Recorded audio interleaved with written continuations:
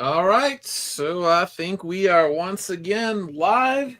I think it was last week I went live as well, so hopefully I'll be able to do this on a regular basis. I guess if news keeps coming out, I will keep talking about it. So yeah, I figured I had a little bit of time before dinner, so I would catch up, talk about some markets, talking about I got to be careful with the algorithm Miss Martin uses. Thanks for tuning in. Appreciate it. I figured I wanted to talk about Epinephrine.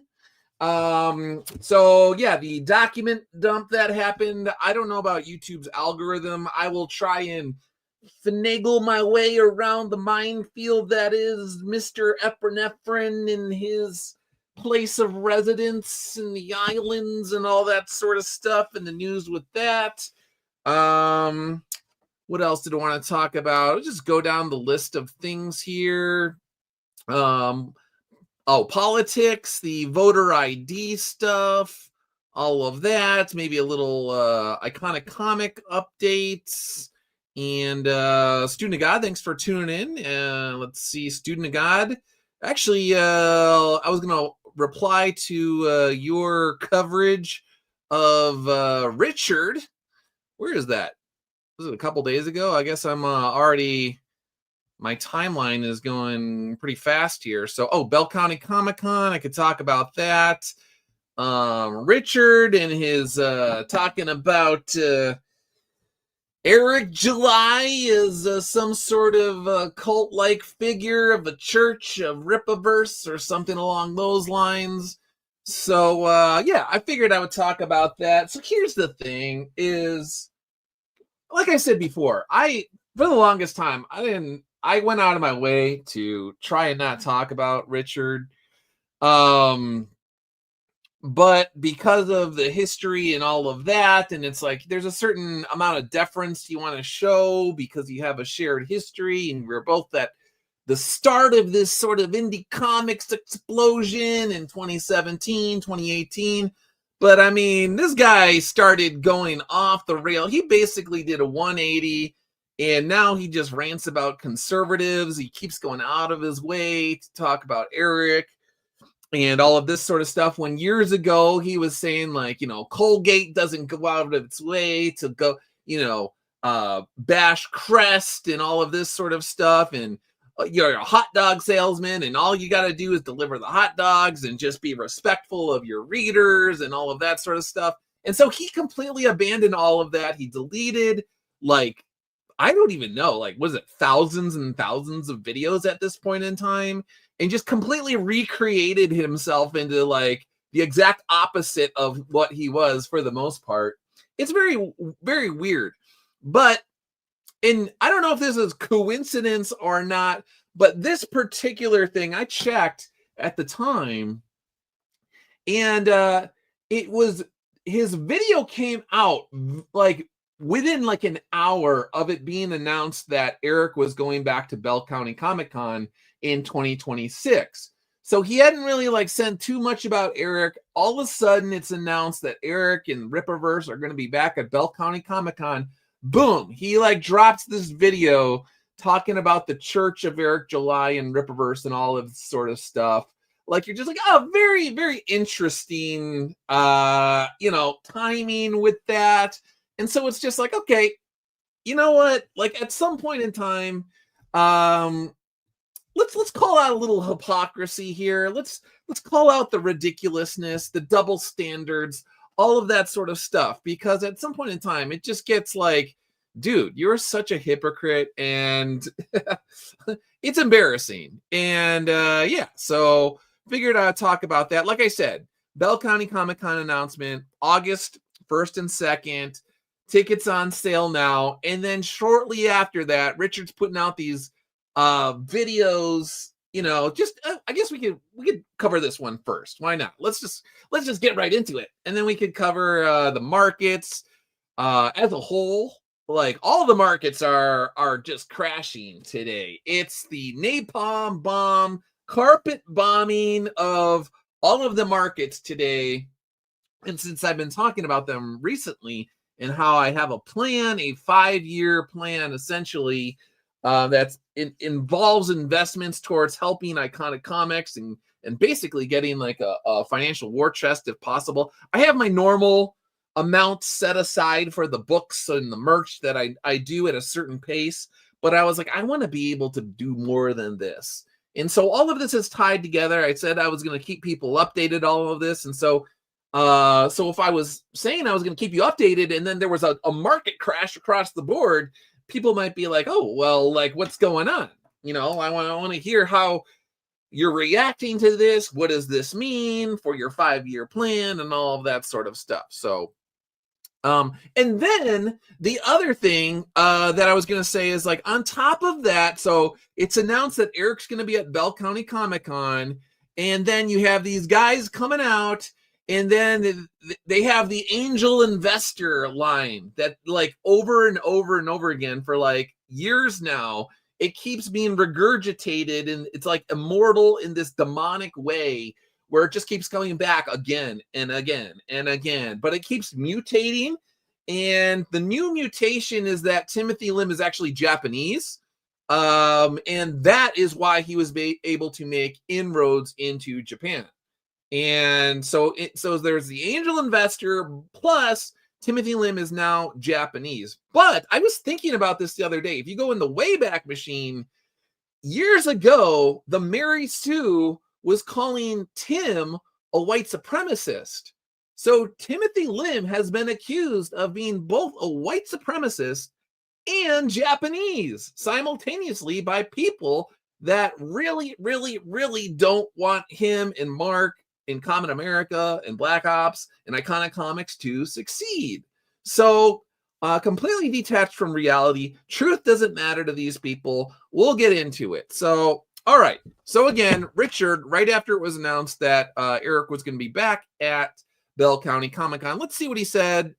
Student of God has the coverage here. All righty. Let's see. Bam. When they spent like $300. And, usually you do that math.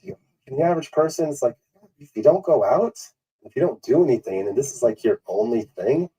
Now, this is part of a much longer video, so we're just going to break down what we have here. I don't have the desire to go through the entire video. Just want to call out the hypocrisy here. So now, suddenly, if you have backers with deep wallets and they're dropping $300 on your books and your merchandise and all of that sort of stuff, now all of a sudden, that's an indication of something's wrong here.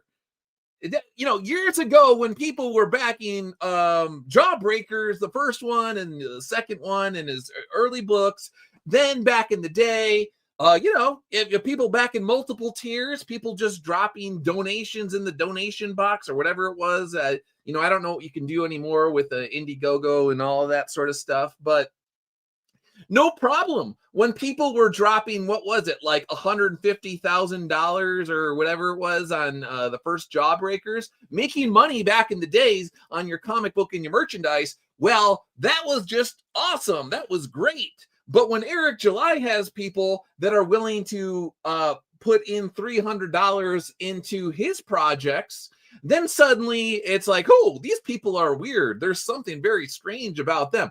And also, we could go back in the Wayback Machine. We could even go to Comicsgate and Ethan and all of those guys that they have people that are backing 2, 3, 4, 5 times, and they brag about it online as well. They put it on. So it's a problem when it's people backing Eric July multiple times, and that's the sign of a cult. But Richard is really tippy toe.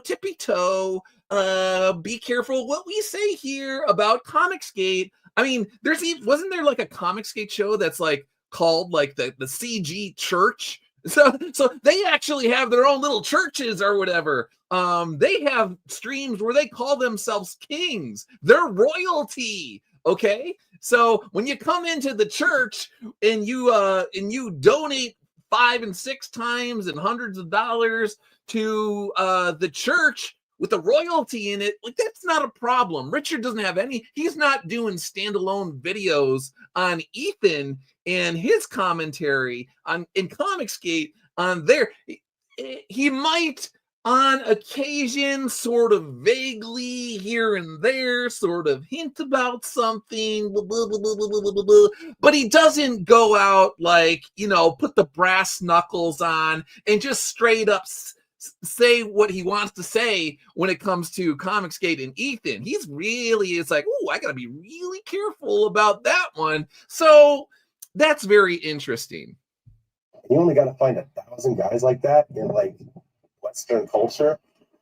Yeah, he's gonna go on fucking forever, and they're gonna work and they're gonna give him everything he has because he gives them something. He gives them. Yeah, he gives them something. You're so close, Richard. You're so close to getting it.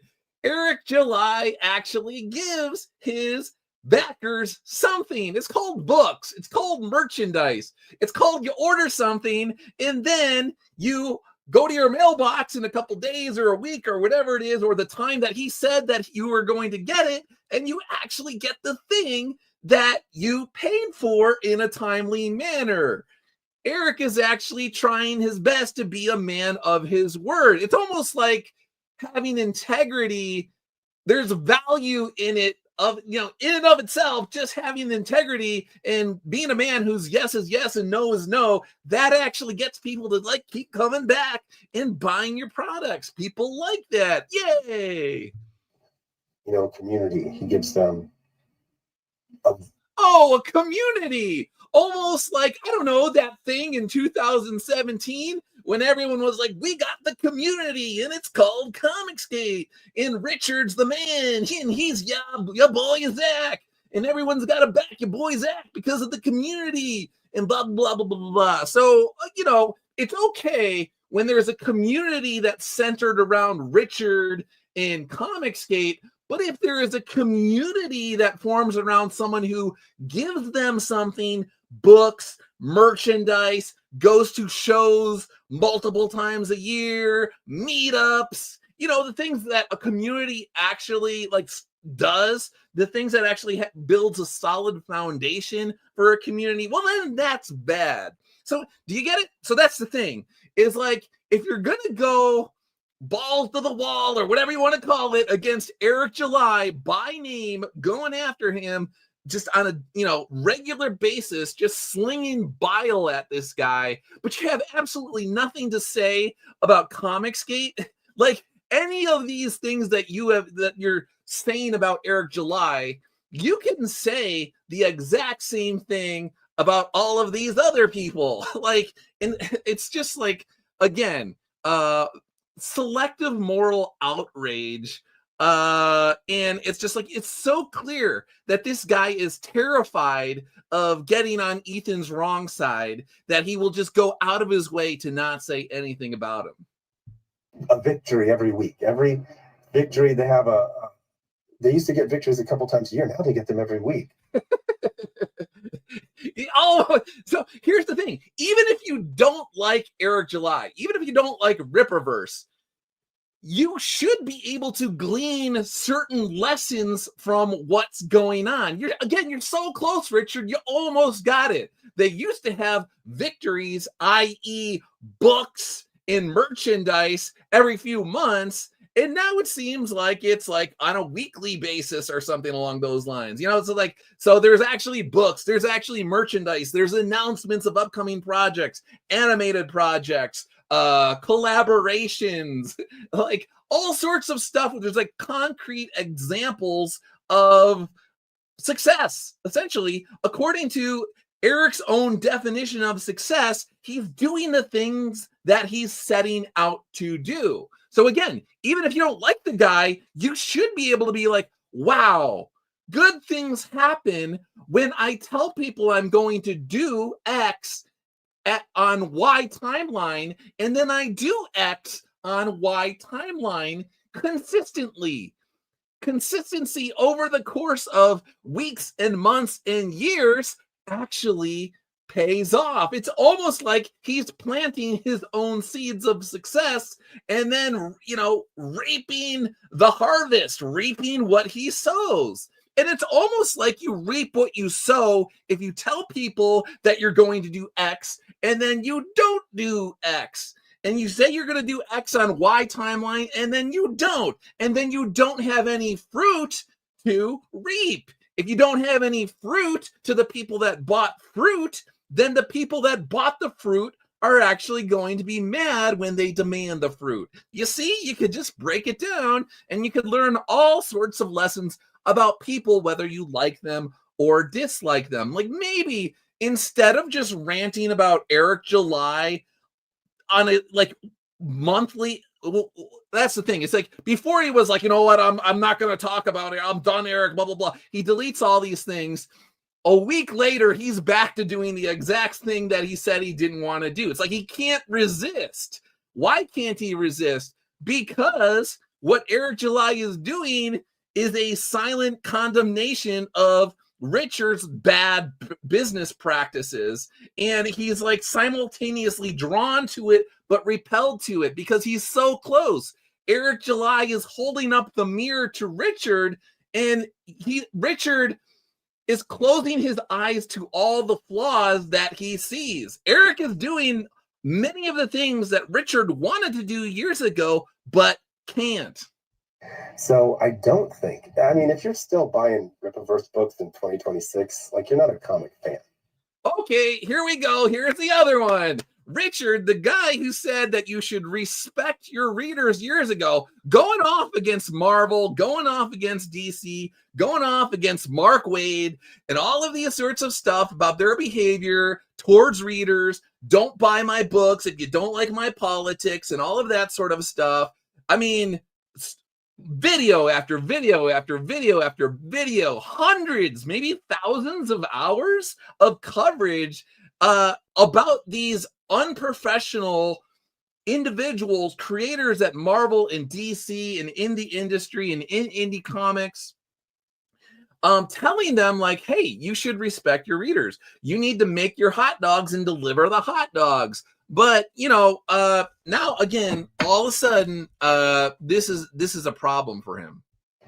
You're a lonely guy. And Richard wants to deputize himself, the taste police. Richard knows if you're a real comic book fan or not. If you buy a Rippaverse book with Brett R. Smith's name as the colorist, Brett R. Smith, who did the colors for Jawbreakers, well, it's a real book. If Brett R. Smith did it for Richard, but you know, when Brett R. Smith branches out and works for somebody else, well now you're not a real comic book fan. Like, who is this right here? The Master Hobo. Look at this guy. He's got all sorts of Green Lantern, Batman, Joker stuff on his shelf. He's got all sorts of Marvel books. You can see he's got just all sorts of books, DC books. He's got them bagged and boarded. An entire shelf dedicated. How much did this shelf of comic books cost this guy? You know, he's reading the books that he gets. And apparently this guy's not a real comic book fan to Richard.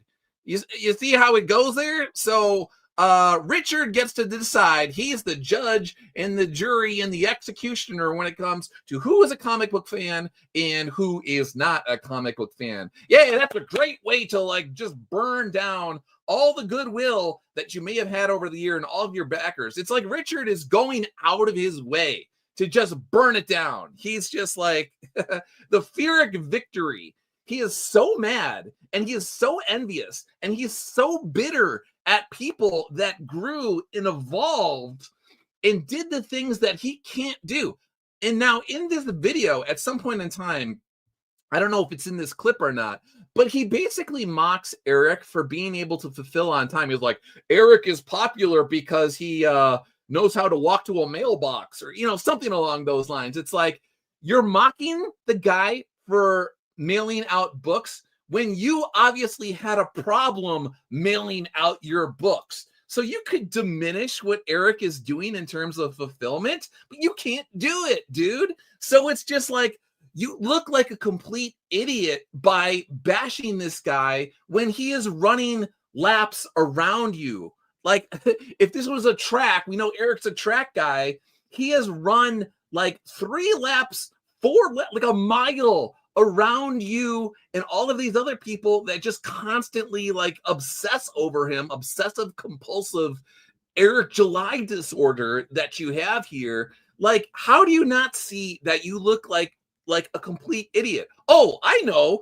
Every time somebody pushes back against him in his comments section, he deletes the comment and he shadow bans the person or he blocks the person. I've seen plenty of evidence of that over the past couple years. He created this weird echo chamber bubble thing where only people like agree with him. And I actually saw a stream a while back where he was like, it was only a matter of time. Everybody agrees with me now. And you're just like, yeah, dude, you deleted so many comments and you blocked so many people that you're in a room with people that just sort of kiss your butt now. And then on the rare occasions where they don't, where like he makes like strange comments about movies, then you go into these like spirals where you just delete, hundreds of posts and all of this sort of stuff because you can't take anybody who pushes back and doesn't agree with you.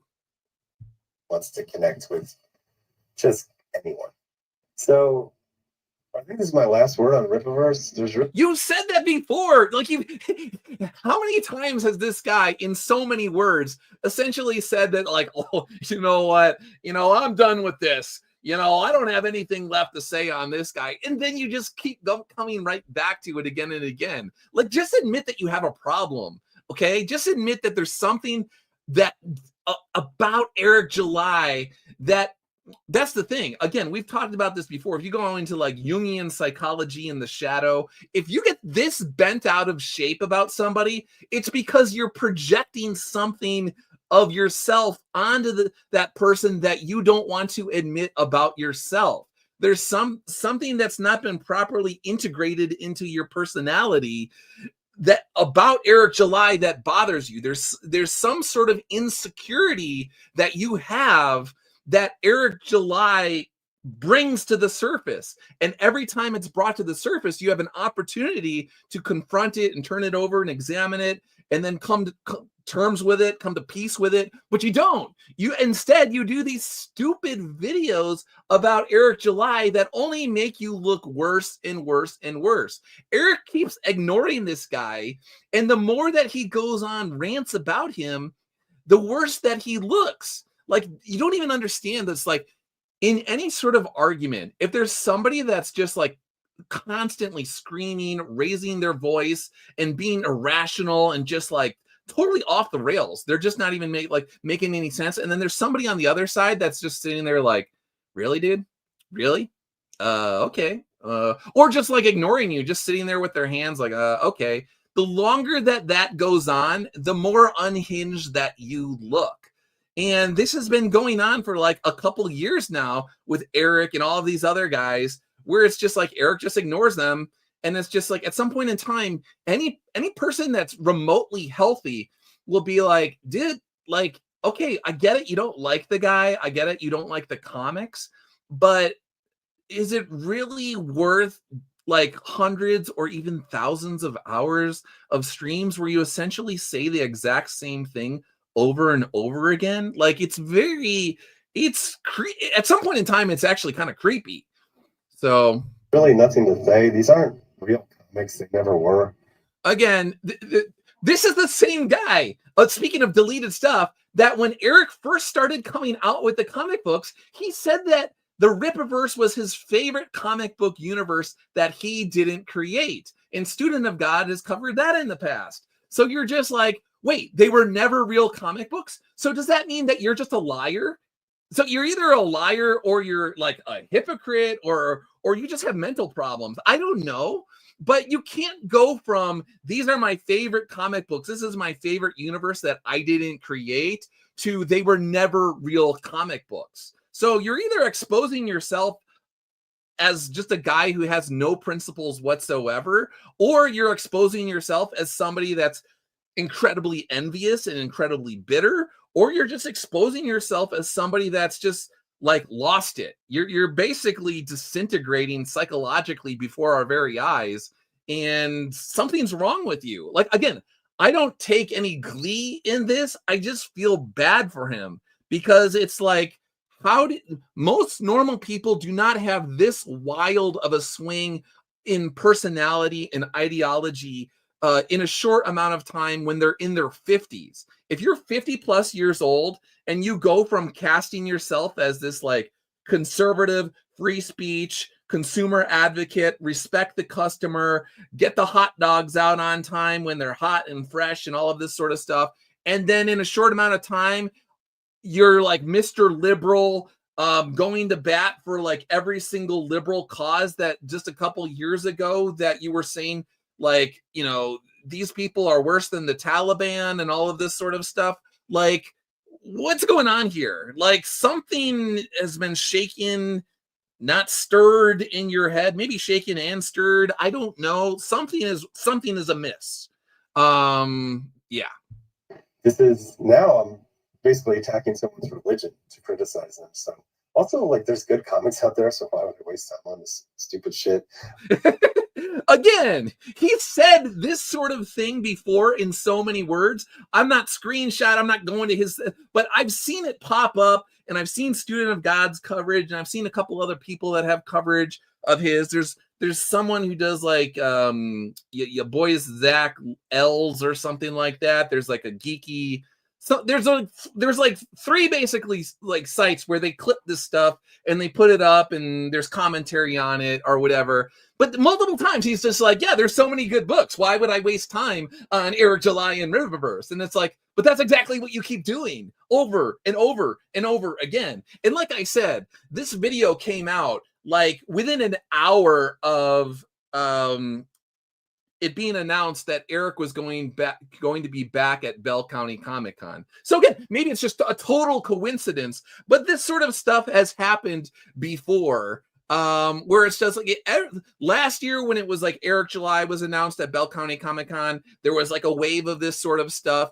And when we were working together on like the Christmas card and all of this, it's just like again and again. But then it's like, well, maybe it is just happenstance because these guys have been obsessively, compulsively covering Eric July's every single move. It's like you're looking up his nose to see if there's a nose hair out of place and be like, hey guys, did you see that? Eric July's got a gray nose hair that's out of place. He's getting old, man. He's got to do a better job trimming those nose hairs. It's very odd. Getting caught up on New Gods. All right. So, again, Eric July in Richard's world is part of a cult of Rippaverse that is so dangerous to the comic book industry that he needs to do these sorts of videos on it. But he is weirdly, bizarrely, oddly, in a very interesting way, very silent about Comicsgate when you can make the exact same argument when they literally have streams that are like a church of Comicsgate, and they call themselves royalty and they're kings, and they could like, you know, confer this status on other people and all of this sort of stuff. If you're a good enough servant in the court of Comicsgate, then maybe at some point in time you will graduate to you know, royalty or something along those lines.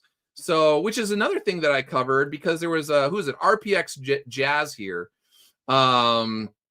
He says they have this oddball and extreme hatred of the idea that hard work pays off. You guys host your own convention, consistently deliver good products to your customers on time, if not ahead of time. For whatever reason, they translate that into something shady. And so my response to that was,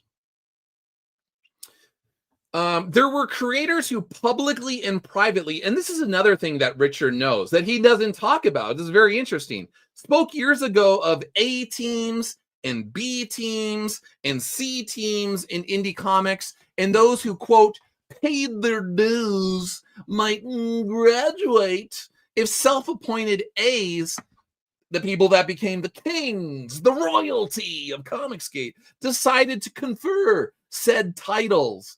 Not asking permission to succeed on your own terms tends to tick off people who see themselves as pedigreed gatekeepers or neo-gatekeepers. So as I've said before, you have these guys that came from Marvel and DC and the pros, and they will openly say this. If I wanted to put together a whole presentation on this, I could go back to the old posts and the tweets where they tell you in so many words that we are the ones that determine who should succeed and who shouldn't succeed in indie comics.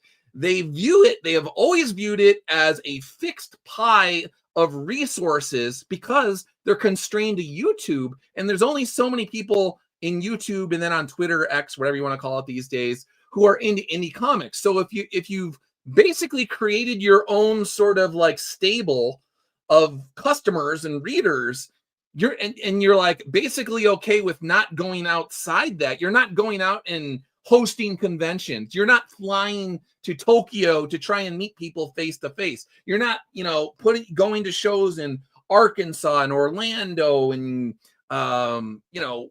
Portland and all of these other states and all over the United States. You're not doing those things to actually reach people. If you see it as like, okay, I'm in this little YouTube ecosystem and I want this pie. I want this slice of pie. In fact, I want the whole pie.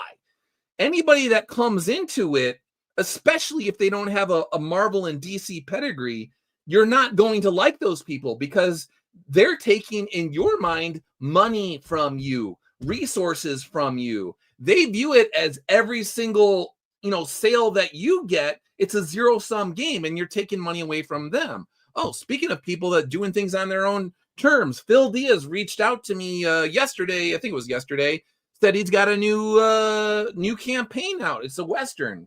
And he was like, hey, take a look at this. And I was like, hey, man, I'll let people know. So, you have people like Phil Diaz out there that are just coming out with books of their own accord, doing it on their own terms. And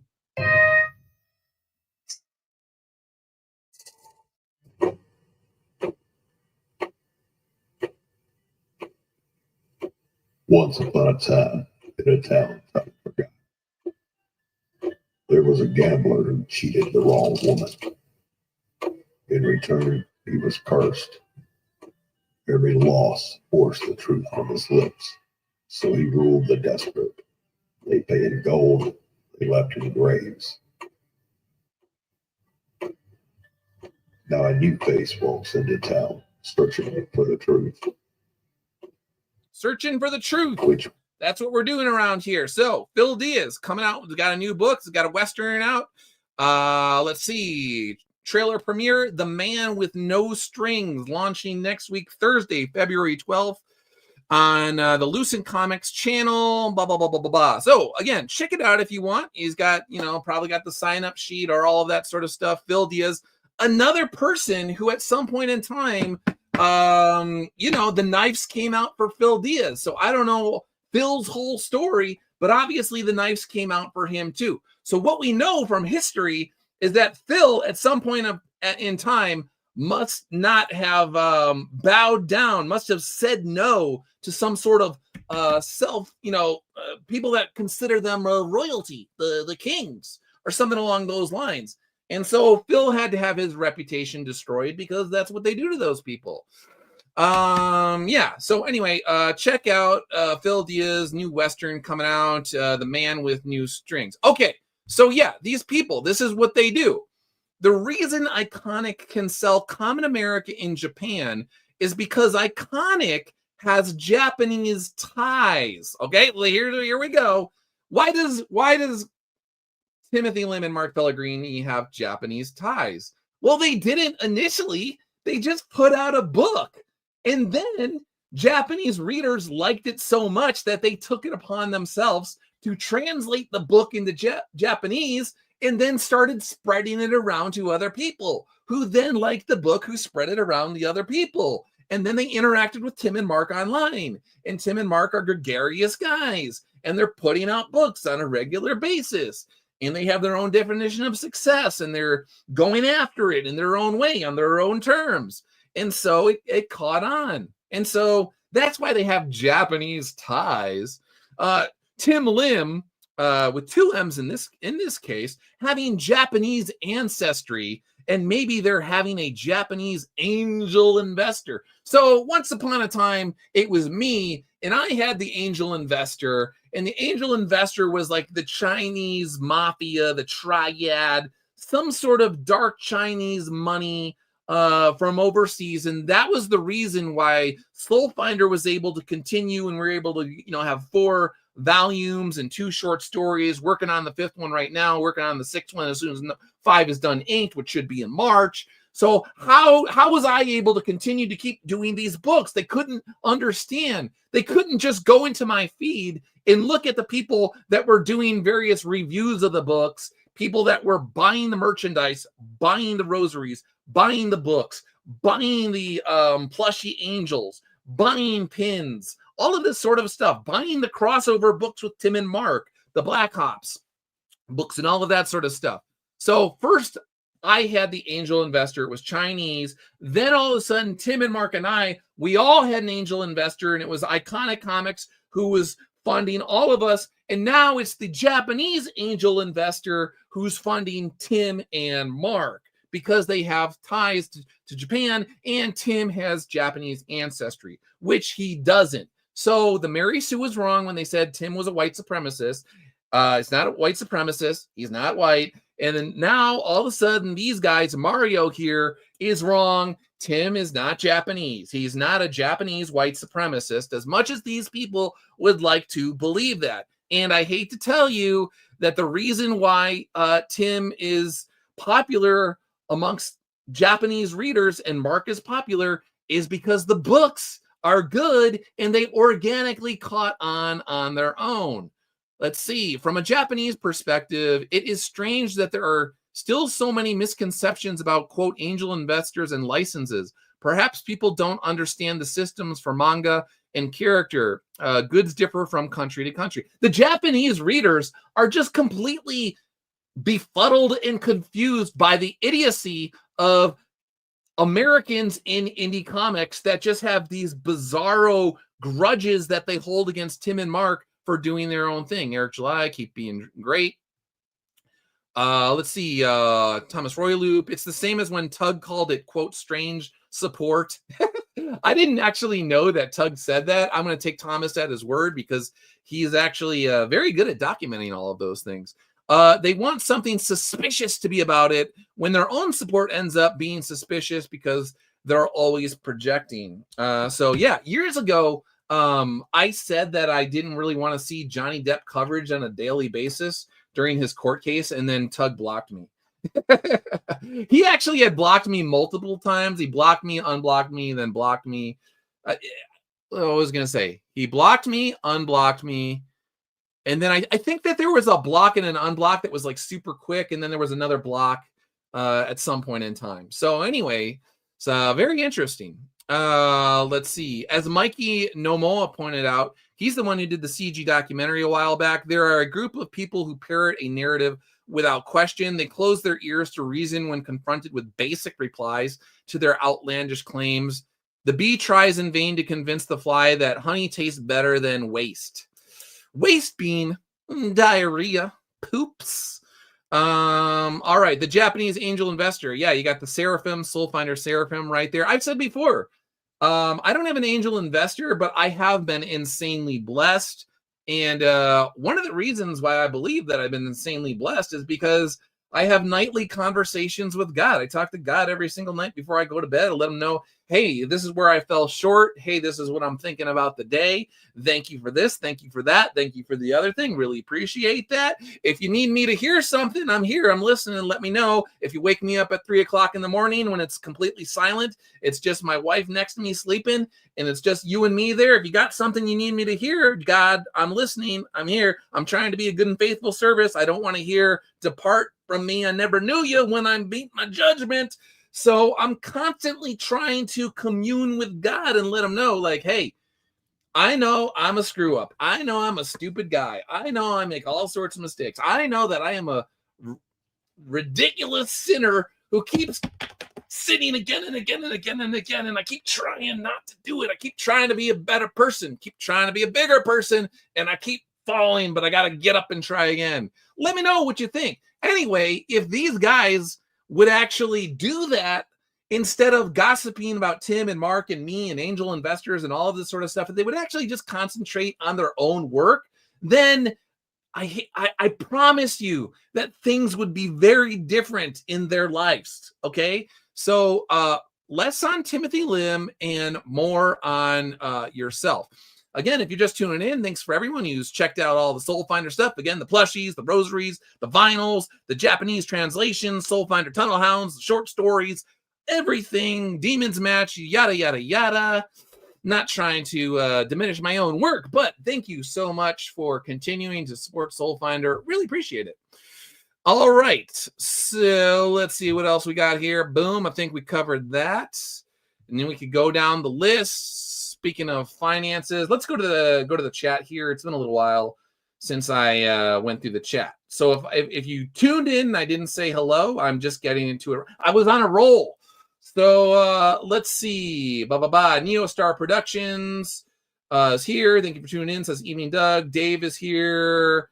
Thanks for tuning in. Tillium, thank you. Student of God, that clip is so funny. It was very funny. He smacks himself here so bad. He's talking about Richard going off on Eric July again. Grand Admiral March Harris here says, your boy is a case study in hypocrisy. Yeah, it is. Again, I tried for like a year and a half at least, as he was going after Gary and, Gary Nerdrotic and all the Geeks and Gamers guys, and then Eric July and all of these others. He couldn't just walk away from the people that supported him for years and years and years. So many people stuck their neck out for that guy over the years, especially going back to his lawsuit with Mark Wade. I mean, you would think, hey, here's the thing. It's like people gave this guy over $100,000 for his lawsuit against Mark Wade. These were conservatives, overwhelmingly conservative. I highly doubt that Mags Visaggio was donating to Richard's lawsuit with Mark Wade. I think it was all a bunch of at least right-leaning individuals, libertarians, and conservatives that, helped to raise over $100,000 for this guy. A normal, well-adjusted person who then fell out of favor with them, or like he decides, you know what, I'm done with these guys. You would just wash your hands of them and be like, you know what? I don't know what happened along the way, but there was a fork in the road, and I feel like I went this way and they went that way. Well, you took the fork in the road, and a normal person just says like, I'm done with you. I don't want anything to do with you. That was a chapter in my life that I wish I could forget. I'm done with it. It's in the past and whatever. And one day I'm going to meet my maker and we're going to go over it together and I'll, figure out whatever. Or maybe again, you can pray at night and you could ask God what lessons you were supposed to learn from the interactions that you had with those individuals. Because every individual that comes into your life, I've said this before, there's like 8 billion plus people on the planet. If you are interacting with somebody, not just like the people that, it's everybody really, like the clerk that's across from you, the server at the restaurant that you go to, whoever it is, there's a reason. They were put into your life for a very specific reason. But the people that you're like listening to on a regular basis, like the people that are here right now, you are in my life for a very specific reason. I'm in your life for a very specific reason. If Richard is silently in the bushes, listening to this particular stream, this is a message from God working through me in many ways to you. And maybe not all of it is quote unquote from God. If I'm screwing up and I'm, how do I say this, veering from the path of virtue, it's not all from God, but there is a certain percentage of this message that I'm delivering to Richard that is from God, that's letting him know about his life. He can discern what that message is, but there is a message. Similarly, the people that are in the chat right now talking to me, as I go through, you guys have a message for me, and I have to discern that. And hopefully I do a correct job of that. Somebody could be in the chat right now and be like, Doug, I think you went way too hard. You went a little too hard in the paint on that one. You should have reined it in a little bit there, Doug. I think you could have been a lot more tactful with that. And then I would have to reflect on that and be like, is that true? Probably. I probably got a little bit too animated. I could have just been more monotone, I guess. So that's me right now. Like, I shouldn't be being flippant about what I'm doing. So there is a way that there isn't an ideal way. There is a right way that I should have delivered the message that I'm delivering today. And on some level, there's a percentage of this message that is not good. And I did not optimize my opportunity to reach the individuals listening to me and to reach Richard and anybody else. So I apologize for that. And when I go to confession in the near future, that will be a topic of conversation, most likely, if not this next time, in the future for sure. Anyways, AL is here. Thanks for tuning up. Says they're making stuff up, talking about the angel investor, Japanese stuff, Grand Admiral March here, LMAO, Chinese investors. Pretty sure the CCP, not a big fan of any religion, but the state. Yeah, that was the thing years ago that was really bizarre. It was just like, wait, you're saying that a bunch of like Chinese triad dark money types are funding a book about heroic Catholic priests whose message is all about virtue and the quest for virtue? Like, what? Okay, that's interesting. Let's see. Tillium, I'd be honored to have an international following. Oh, that's Neostar. Tillium, one Chinese animated series I have been enjoying is called The Daily Life of the Immortal King. Neostar Productions, Soul Finder will bring us back home. Speaking of bringing back home, back to my homepage right now. And all right, so talking about a lot of comic stuff. And so this was what I was talking about earlier. I said I would give updates on my 5-year financial plan to build a war chest for Iconic Comics. I'm either going to succeed or I'm going to fail. Either I'm wrong or I'm right. If I'm wrong, then for the most part, my investments for Iconic Comics are going to go to zero. And if I am right, I believe I'm going to be really right. So here's the deal. And I don't know if any of you are investing, how old everybody is here, but you really got to think about this stuff. I care about Soul Finder readers. I care about Iconic Comic readers. Breaking, the crypto market losses officially exceed, what is that, 300 billion for the day? Is that right? Or is that 300? That quite a bit. On track for the biggest daily drop since the October 10th liquidation. 2 billion worth of levered positions have been liquidated in 24 hours.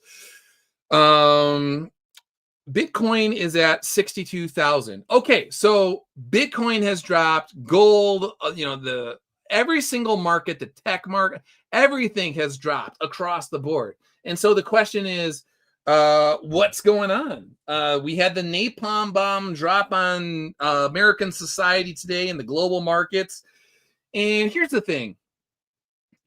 The fundamentals are what matters. There's so many things that are involved in all of this, in terms of leverage trading and all of that, the real thing is that fear is used as a weapon to scare people. So if you are invested in the crypto market or anything else for that matter, when these things happen, fear is the weapon of choice of institutions that don't want, quote unquote, retail to hold valuable things. They want to shake you out. As I said in the last stream, there is a new financial system that is evolving as we speak. There's the traditional markets, and the traditional finance and decentralized finance are merging into one financial entity that will be the new thing. So people call it the quote unquote great reset or whatever. So we can see this happening in real times. If you don't know about it, just look into it.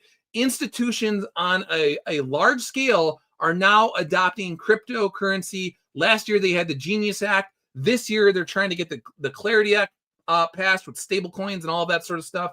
But because all of this stuff is on blockchains, and there's ETFs, and Wall Street is making announcements here and there and everywhere, you can see that the institutions are coming in to cryptocurrencies in a big way. So juxtapose the price, which is cratering, with the fact that the institutions are gobbling up various cryptocurrencies and technologies and embracing it and weaving it into the financial system. The price that you see on the screen is in many ways irrelevant. What you need to do if you're invested is you need to understand the fundamentals. If there's a specific cryptocurrency that you believe in, and you've done your homework and you believe that it provides real utility and solves real world problems on a global scale, then you have nothing to worry about. Again, as long as your premise is correct, you don't need to. If anything, if you see stuff like this where everything is cratering, it's actually in many ways a sale. Again, not financial advice. That's what they always say because they don't want to get sued or whatever. But just think about it in terms of the fundamentals. If you see something that is solving a problem at scale, and you think about it on a 5-year and 10-year horizon, and you look at institutions that only, for the most part, deal on 5 and 10 years and even like 20-year horizons, look at what they're doing for the long term. And that is how you should behave.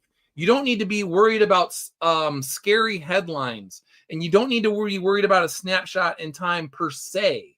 Now, people that are just trying to get rich quick, and they're like, I need to be able to be a millionaire like next month or 6 months from now. Yeah, they're going to have problems because you can't just generate wealth typically in a short amount of time unless you're doing something illegal or you're taking an insane amount of risk where you can just completely wreck yourself. So again, think about things on a 5 and 10-year timeline, and then watch what institutions are doing and look at the trajectory of what they're doing and then act accordingly. Because institutions that invest billions and actually trillions of dollars, they typically don't lose in the long run. They typically come out ahead. In the short run, sure, there will be losses or whatever, but they're not concerned about day-to-day price action. They're not even really concerned about week-to-week or even month-to-month. Again, it's years, it's decades. That's what they're thinking about. So make sure that you plan medium and long term. If you put all of your eggs in one basket and you are trying to essentially look at the market as a casino, a get-rich-quick casino, for the most part, you're going to lose. The house wins, always wins, or whatever, So, that's the thing, is the markets in many ways do operate like a casino, and they are heavily manipulated in many ways. But like I said, if you have done your homework, if your premise is correct, if you are holding on to things that actually have value and solve problems at a global scale, all you have to do is hold tight. And then over time, reality will catch up with your vision. A lot of times technology comes online that the public is not ready to embrace yet, or institutions are not ready to integrate into their system. And that in many ways is what happened with crypto, is you had all of this technology that can do all sorts of cool things, but institutions operate very slowly. They're not going to just look at something and be like, hey, let's just like integrate this into, our system on a global scale. And, there's state-sponsored terror groups and hackers and all that sort of stuff. You don't deal in trillions of dollars like with a brand new technology that hasn't been battle tested, those sorts of things. So anyway, again, if you're a Soul Finder reader, if you're Iconic Comics readers, think about things long-term, do your homework, and really try to get your premise right from the start. Go in with conviction, pick the thing that you believe in, and then just hold on for dear life. And if you're into crypto, time is on your side because, again, they are adopting this at a very quick rate. And if they're trying to manipulate things, and on some level they are, again, there's multiple factors into all of this, but there is a manipulation element to it as well. They can only manipulate it for so long before the true value presents itself. And if you just hold on tight and self-custody your crypto, you will be rewarded. So think about those things. All right, AL, I look at mutual funds and other diversified investments. Always a good idea to be diversified.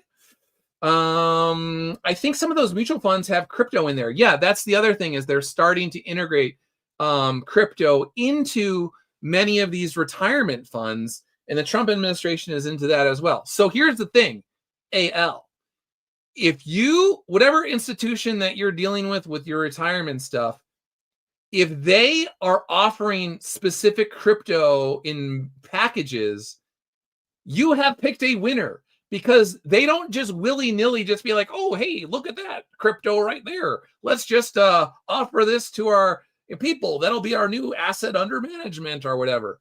They don't just gobble up millions and millions and millions of a specific crypto unless they're in it for the long haul.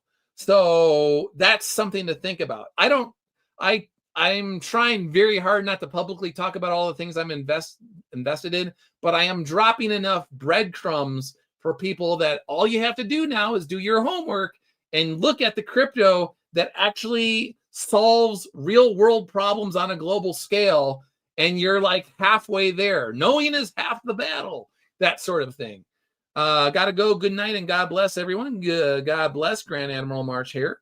Neostar, I don't need to be a millionaire right away. I'm just looking for stability while I work on my books. That is I'm in the same boat, man. Like I don't really care about being a millionaire per se.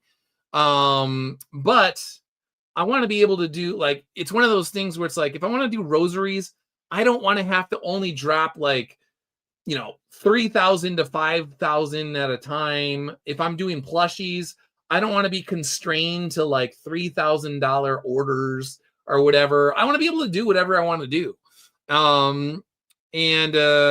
Right now it's like very limited, and I have to be very careful about budgeting and pricing and all of that sort of stuff. And I'm just like, dude, I just want to be able to do the things I want to do when I want to do them.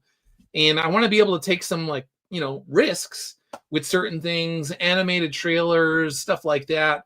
And it's just very difficult right now because I have to be able to appropriately save for retirement. I got to be able to pay all the bills with the house and all sorts of other stuff. And there's a certain standard of living that my wife and I have grown accustomed to. And I'm not particularly interested in going back to, living on a mattress in some tiny apartment, eating ramen noodles and Chipotle burrito bowls or something along those lines. I don't want to go back that in that sense.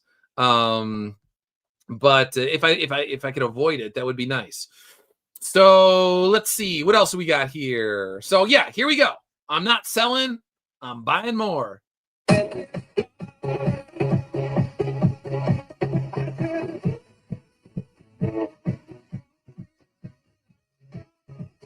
So if you're seeing red on your screen, you're looking at all of your investments. If you know what you're holding, and if you know that it actually is a truly valuable thing, you got nothing to worry about. It's on sale. So if you have any extra cash laying around, and you truly, truly believe in this particular asset that you're holding, you might want to go in. And full disclosure, I won't give specifics, but the crypto that I believe in, I put in an extra $600 to it today as it was crashing with the rest of the market, because in my mind it's on sale. So it's just like, all right. So again and again and again, I got my 5-year plan. I want to do my best to be able to give Iconic Comics its financial war chest. I got the plan. I'm sticking to it for 5 years, and there will be signs if I'm right. So here's one more that actually I thought was funny. Sell your crypto, we're all going to die. Me.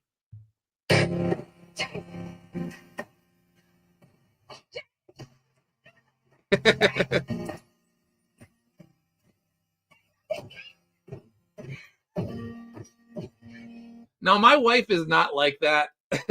My wife just trusts me with like the financial stuff. So my wife is not screaming at me to sell the crypto, but I know that there's a lot of people like that out there, and they're in those sorts of relationships.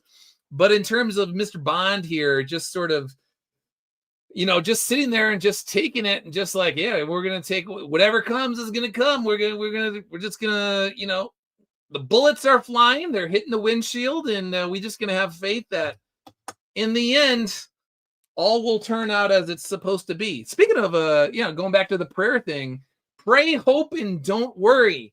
So I am not worried in the least. And what's going to happen is what's going to happen.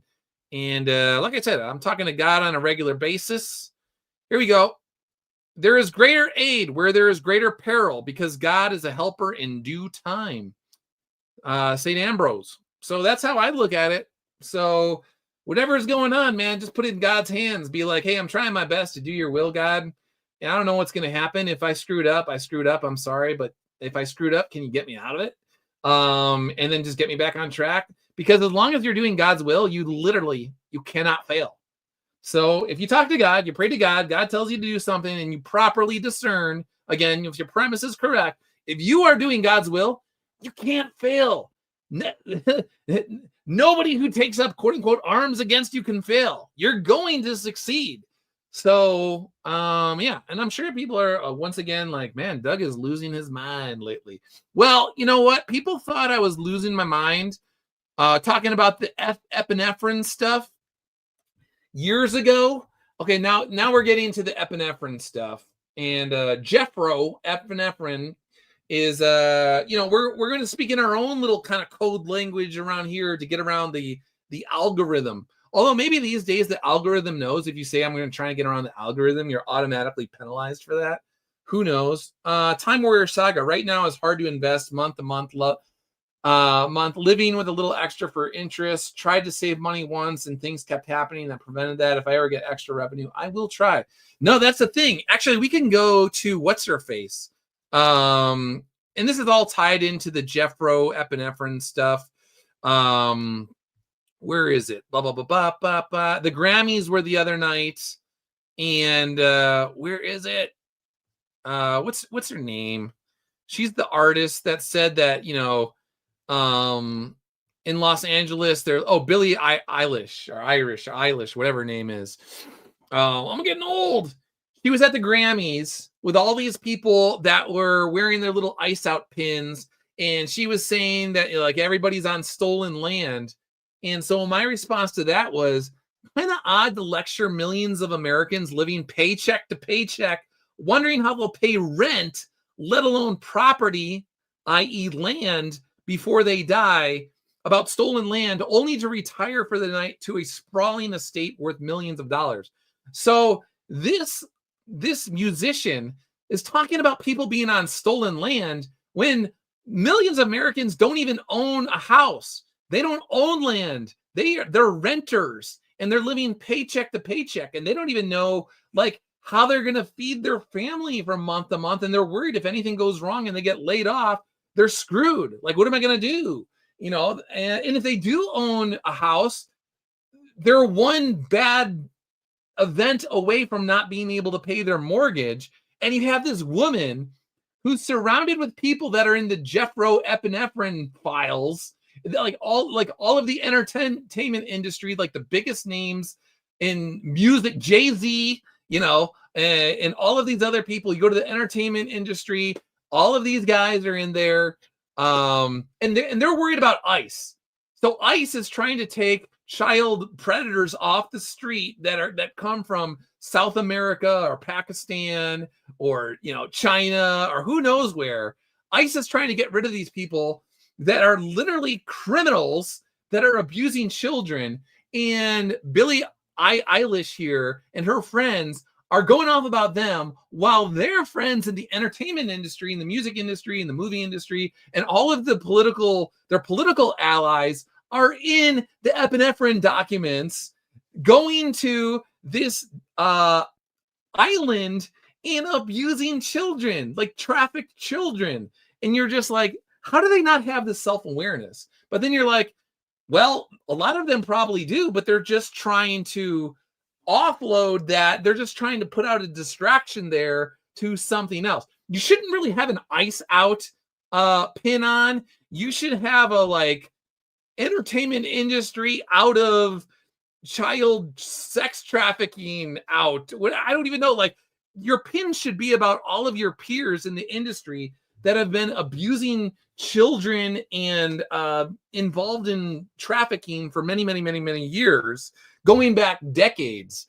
But I digress. So that's the thing, is anybody that has looked into these documents, and I have, going back years, you now know that whether it's the Republicans or the Democrats, both parties have gone out of their way to either deny this or to cover up for it or to minimize it. So here's one, just an example. Let's see. All right. In February, this is from Variety. So now Variety is covering all this, okay?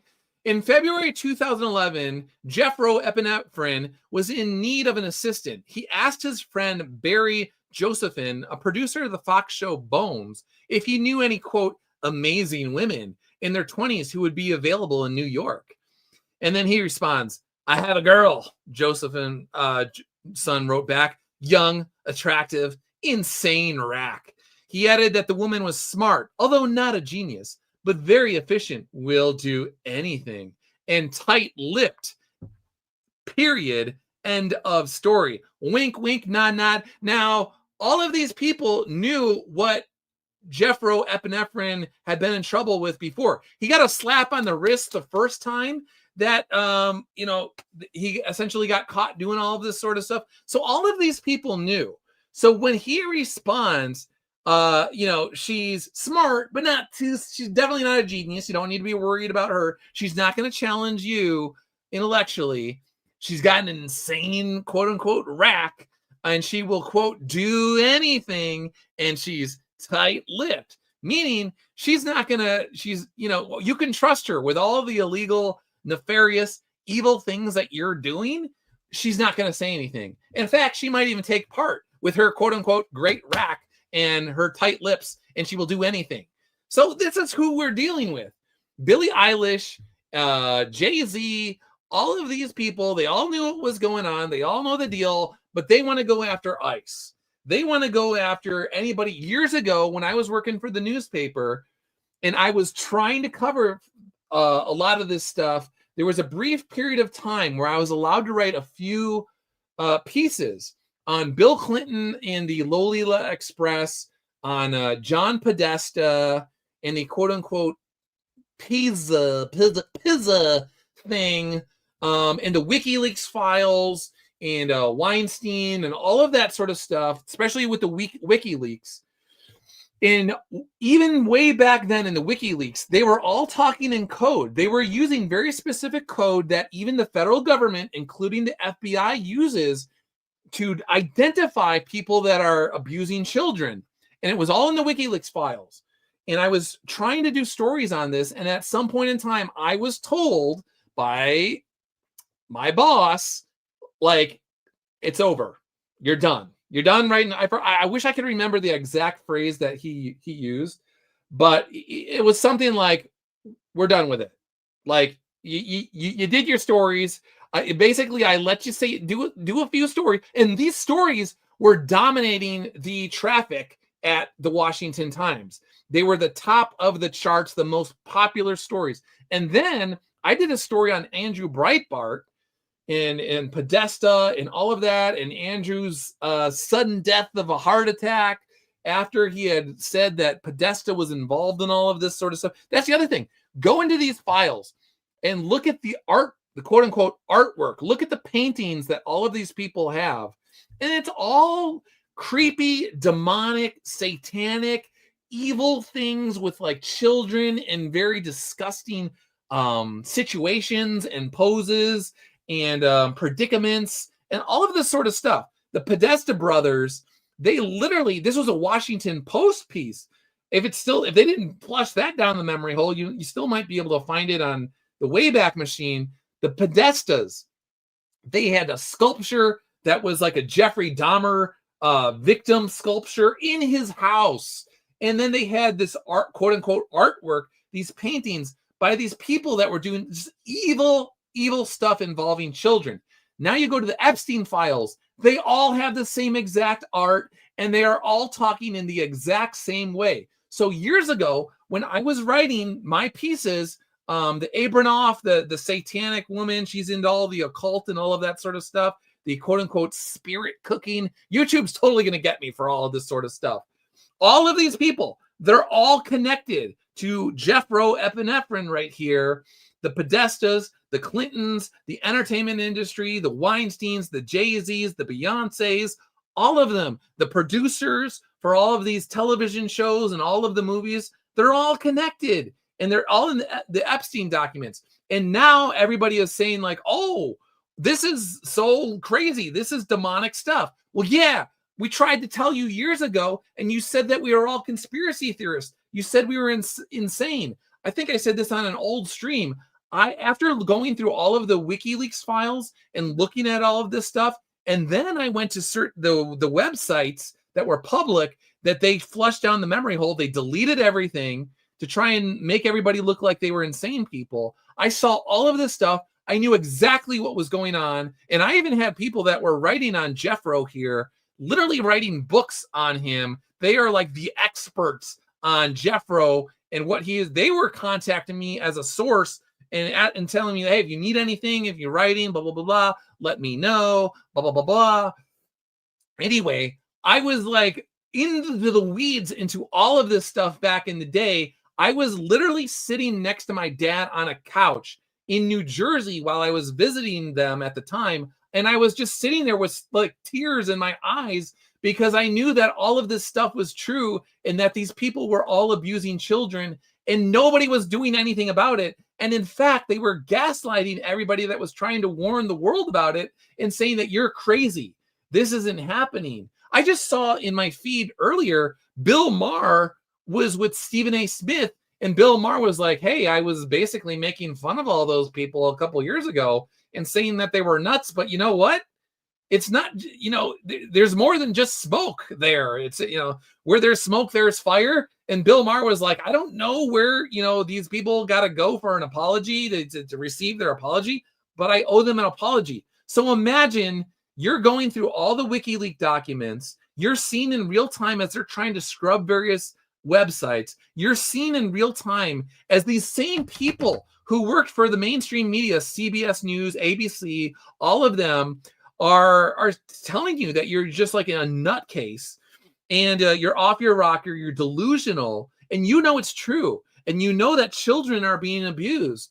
And it's a giant network of evil people across every single major institution, from law enforcement, academia, politics, music, movies, entertainment, politics, just everything across the board. It's a giant network of evil people. And now everybody's waking up and they're like, well, it turns out that Satan is real.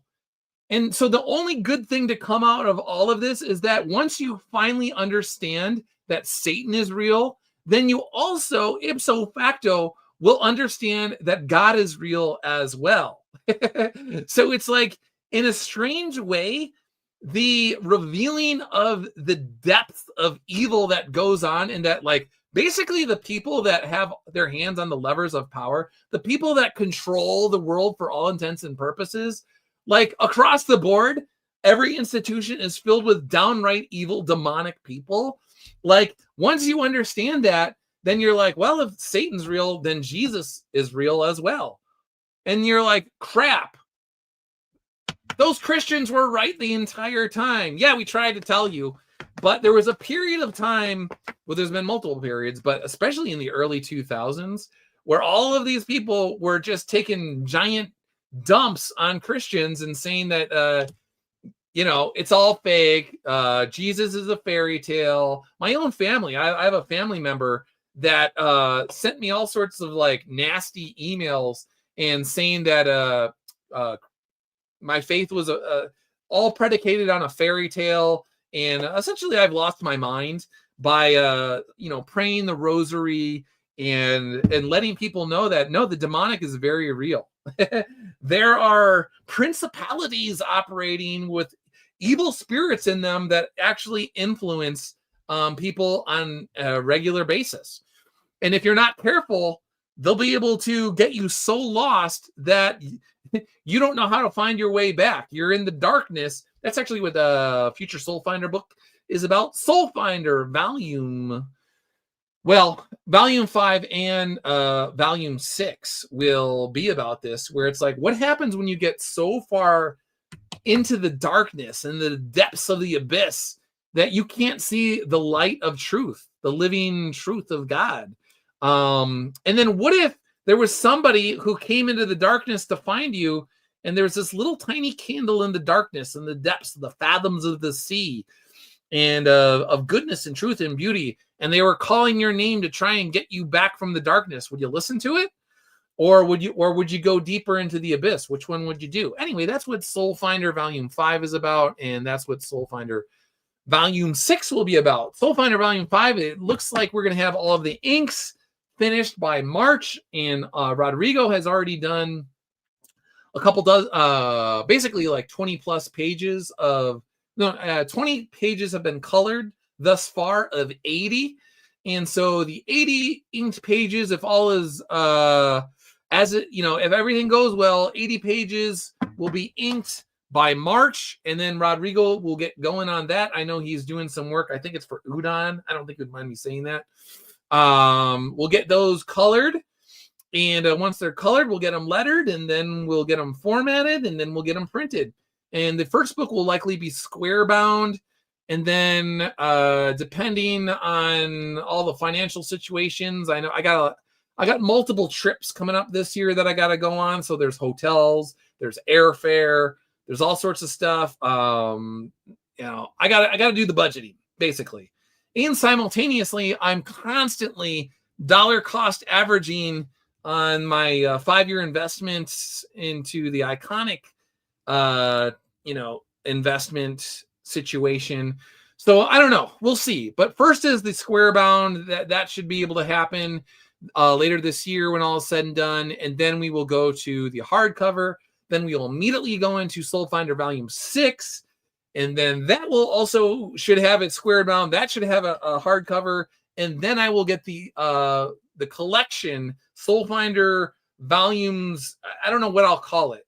I was thinking of like Soul Finder Cathedral or something, where it'll be Soul Finder Volumes 1 through 6, and then the short stories, 2 volumes in a sleeve. Could be leather bound to kind of like be like a nice sort of Bible-esque sort of thing. It will again have the ribbon and all in the gilded pages or something along those lines. Who knows? We'll make it nice. But anyways, that's a plan. Thanks again to everybody that's tuned in today. I think I got everything off my chest. It's 4:30. How long will we be going for? We've been going for an hour and 18 minutes. If there's any last questions before I leave, I'm happy to talk about those. So Time Warrior Saga, AL, Neostar, Grand Admiral March Hare, Student of God, Tillium. Anybody else I'm missing that tuned in? Tagia says, howdy, Doug. Howdy. Sorry if I missed that earlier. Dave, thanks for tuning in. Appreciate it. And who was it? Miss Martin Muses. Thanks for tuning in. Neostar once again says Soul Finder will bring us back home. Thank you. I will try and be back as soon as possible. It really just depends on the stories that come into my feed. If any interest me and I get enough of them consolidated, then I will cover those. Let's see. Oh, it says that there's a new comment. Thanks for the stream. Another one in books. Have a good night all, says AL. Thanks again. Appreciate it. And I'll talk to you guys later. See ya.